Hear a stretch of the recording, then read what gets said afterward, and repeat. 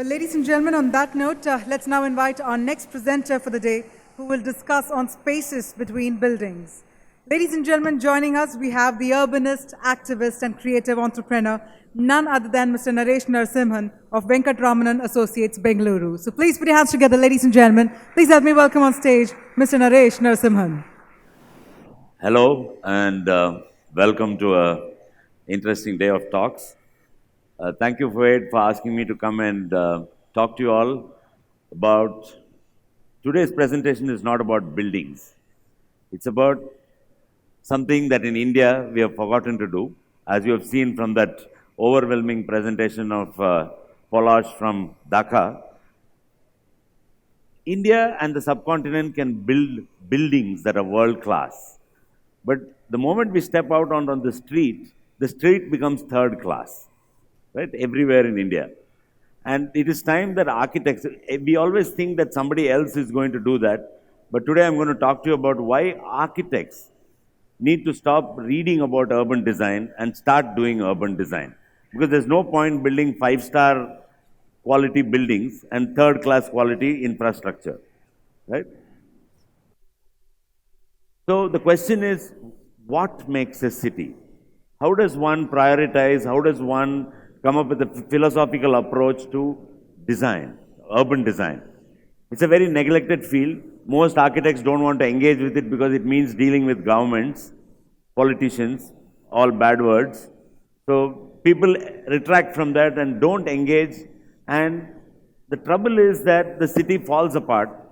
And if you sit in a 5-star hotel today in India and you close your eyes, you could be in any country in the world, any developed country. And if you step out onto the street, there is a ditch with running sewage. The contrast is so direct that I said enough is enough. At least in my city in Bangalore, where I'm from, I said let's start making a change. So is a city its landmarks? And I'm showing you Bombay pictures because I'm in Bombay today. So is a city its landmarks? Is a city its destinations? I don't have to tell you, all of you, where all this is. Or is it a city composed of its industry and business? What is its culture? How do you define city identities in a complex country like ours? The answer is fairly simple. Is it the culture of a city? So I'll ask you again, what makes a city? It's a very difficult question to answer, and the answer is staring us in our face. The answer is, it's people. People are what drive, and people in urban design are the last priority in India. First they give space to the cars, then they give space to the metros, then they give space to whatever else, autos, taxis, and then if there's any space left over, it's the pedestrian, right? And today, all of you know that the best form of transport for your own health, instead of going to an air-conditioned fitness center, is that if you could walk to work, right? It's called number 11. With your 2 feet, you go like that, right? And if that is more than enough exercise to keep you healthy. But the air has to be clean, the footpaths have to be there, you should be able to not get run over by traffic, right? All over the world, we have what I call the illusionary metropolis.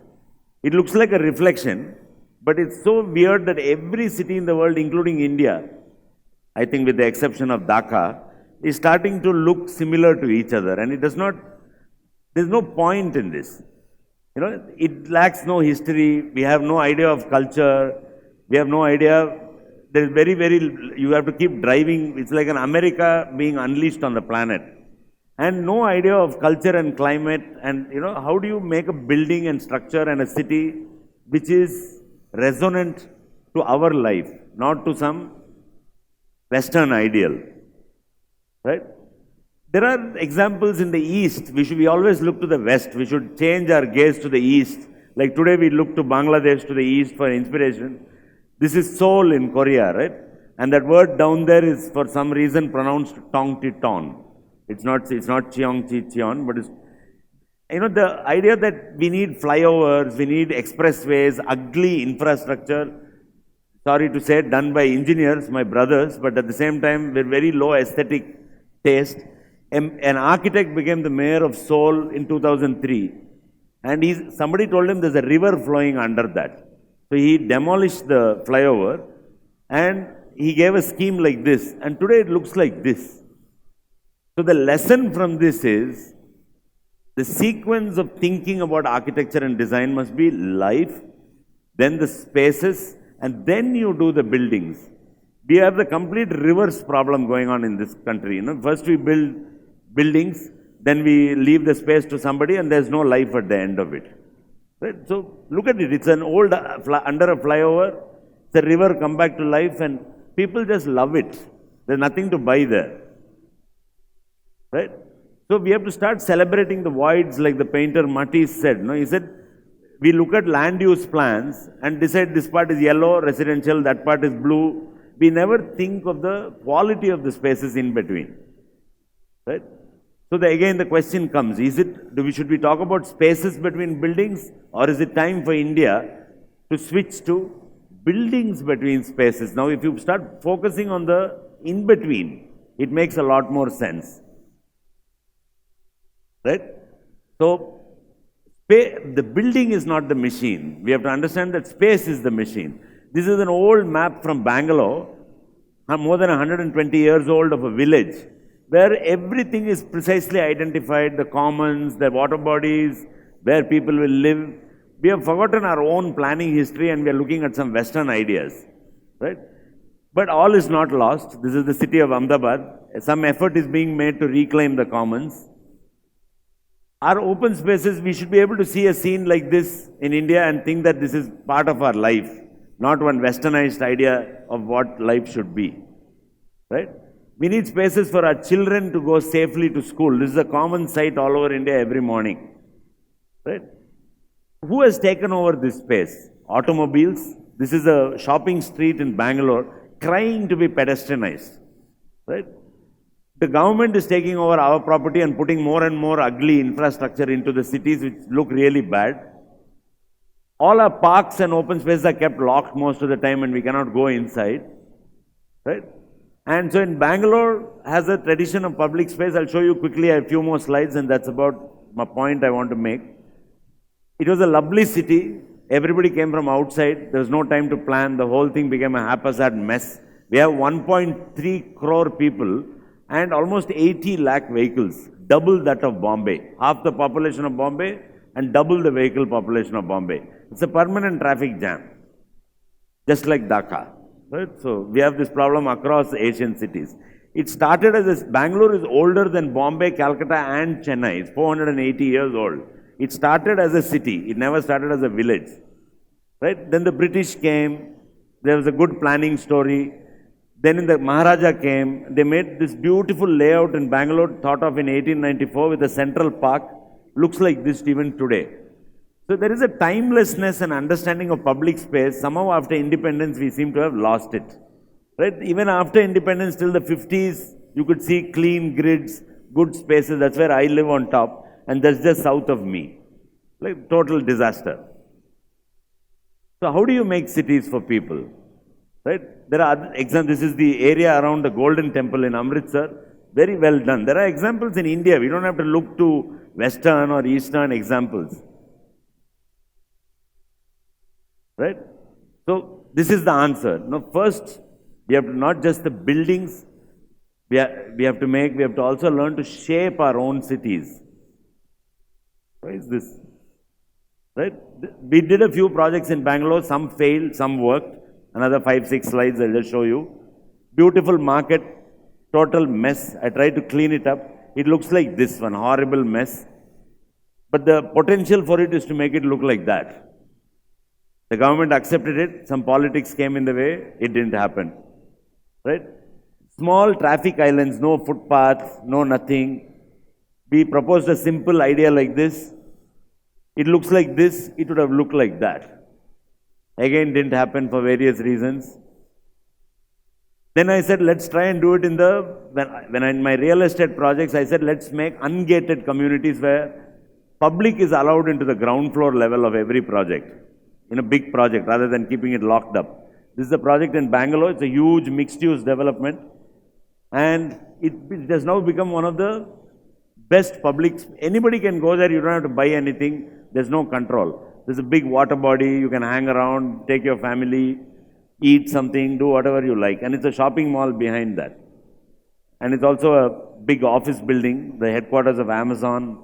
So it's very easy to do this in the, not easy, it is easier to do it in the private realm. We've done one close by in Bombay called the Nirlan Knowledge Park, where the public space is given as much importance. All the ground floors are porous.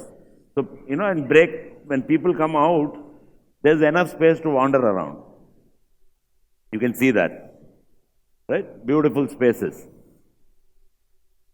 We've also got involved in a few government buildings because those are also public spaces which are neglected. This is the National Gallery of Modern Art in Bangalore. And it's become one of the big social spaces of the city. Right? I'm also involved a lot in activism and trying to stop government doing horrible projects. Right? There's a lovely little area in Bangalore like this, and they wanted to do this project. So I made a very bad rendering and put it on social media and stopped this project. I'll show you a film also I made on this. But all is, again, so then a group of us got together and the company called Jana USP, who came up with a manual how to get the road right and the footpath right. Everybody in India only does the tar bit. Nobody does the footpath and the drain. Right? This is the end result of, these are the first 50 kilometers is ready in the city, and it's perfect footpath, perfectly done road. Nothing will happen to it for 20 years. All the infrastructure is on the side. Right? Bangalore is also a huge city of lakes. Very few are left. So, but now there is a huge thing to revive it back. So we are now bringing, this is a very long floating island which floats around the lake and cleans it biodynamically. So we are bringing it back to, a lot of these things are coming back to life. There is a big citizen awareness movement. I am part of this group. We try to at least stop the decline, if not make things better. Right? This is the last bit. This is the project I was involved with last year. It took 2 years to cook it. We have a street in the city which has 65 bars and restaurants. This one street in the center of the town. And this was the quality of it. Stinking, horrible, everything broken. And then they asked, I told the government, let me redo it. And they said, okay. And when we dug it, we did a full study, analysis. It's a really vibrant street. About every day, 50,000 people come there. It's a lot of crowd. Right? And when we dug it, we found this. That blue line you see is the information superhighway of Bangalore, internet. This is the quality of the ground between our feet. I'm sure Bombay is no different. And in one picture, you can see sewage, electricity, cable, everything is there. But look at this. This is why our streets and roads in India are horrible, because we don't know what's underground. The moment you dig it, this is what you find. Right? So we sat and redid it. I had to learn a lot of infrastructure design, how to separate it, how to intelligently do it. Everything was done. And also we added a pattern called Kasuti, which is like an embroidery pattern, into the cobblestones. And we made the whole thing into a cobble street. This is the embroidery pattern converted to cobblestone. And this is how it was done. And this is how the schematic section of the services was done. And this is what early morning the street looked like. Usually it's full of people. Keep your eye on the Starbucks coffee.